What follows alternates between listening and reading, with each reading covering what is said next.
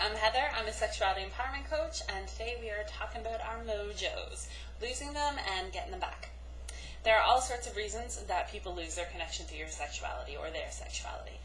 Sometimes it's a specific incident, like the finances are up this month, there's an illness, a period of rejection, someone's been ill, you've had a new baby, you're really stressed about paying your bills, all sorts of things that kind of like creep into our ability to focus on our sexuality.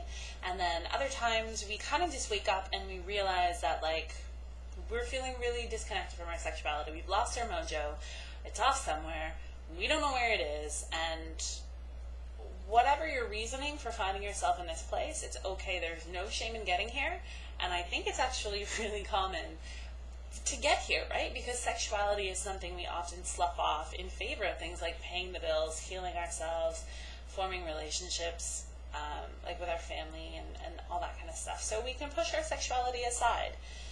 So I'm going to give you guys 3 tips today for getting back in touch with it, and then I want to hear from you guys about what your tips are. So tip number 1, check your boundaries. Do you actually have space in your life to hook into your mojo and to explore your sexuality and create that sexy time for yourself? If you get home from work and you're still carrying all that with you and throughout the entire night your mind is cycling over work problems, or if you go out on town and you're thinking about all the other times you've been rejected, you're not actually carving out space to sit in your sexuality and connect with your sexual empowerment. So start doing some boundary work. Start, whenever you feel those things, be like, I recognize you, I feel you, but this is not the time for this. I'm drawing a boundary. And go back to thinking about your sexy times. So, tip 1, boundary check. If you don't have space carved out in your life for sexuality, carve it out. Number 2, start exercising your erotic imagination. Now, if you followed my videos before, you know we've talked about this in terms of figuring out our fantasies so we can share them with our partners. But this kind of extends overall beyond fantasies into our whole connection with our sexuality. So, are your erotic muscles good or are they weak? Do they need some working out? Have you been exercising them? If you haven't been exercising them for a long time, it's not really a surprise to me in any way, shape, or form that they're not strong right now. So start working them. Maybe listen to a bunch of sexy music, whether that's like Marvin Gaye, or that's Sneaker Pimps, or even like Balkan Beatbox has some really great hip-shaking grooves that I love that put me in a great mood.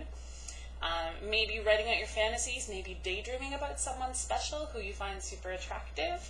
Any of those things can start, re-sparking your erotic imagination and waking up your erotic muscles and kind of creating a space where you can carry sexuality and sensuality in your daily life. Tip 3, take yourself out on a self-date. And when I say take yourself out, it doesn't actually have to be out of the house. You can have a stay date night in, like maybe do a nice bath for yourself or curl up with a movie. But the point is, carve out some time to connect with yourself on a sensual or sexual level. For me, that means I'm getting dressed up. I'm going to take myself out for at least a cocktail, maybe dinner. If it's in the budget, then I'm taking myself out to the movies too. If it's not, maybe I'll just go for a walk around my city at night because I love walking alone in my city at night. These are things that kind of get me feeling sexual and get me feeling sensual so that I'm carrying that energy with me on a daily basis and it reconnects me to my sexuality so I'm not feeling astray from it. I don't feel like I've lost my mojo. And then if the opportunity arises where I see someone that I want to engage with, whether that be flirting or maybe asking someone out on a date or asking someone to play with me for the night, any of those things, it's not such a leap from where I've been to where I am. So those are my favorite tips, and now I'm hoping you will share with me your favorite tips for either reconnecting to your mojo or your favorite sexy song or your favorite sensual activity. Any of those things, I'd love to hear from you. See you in the comments.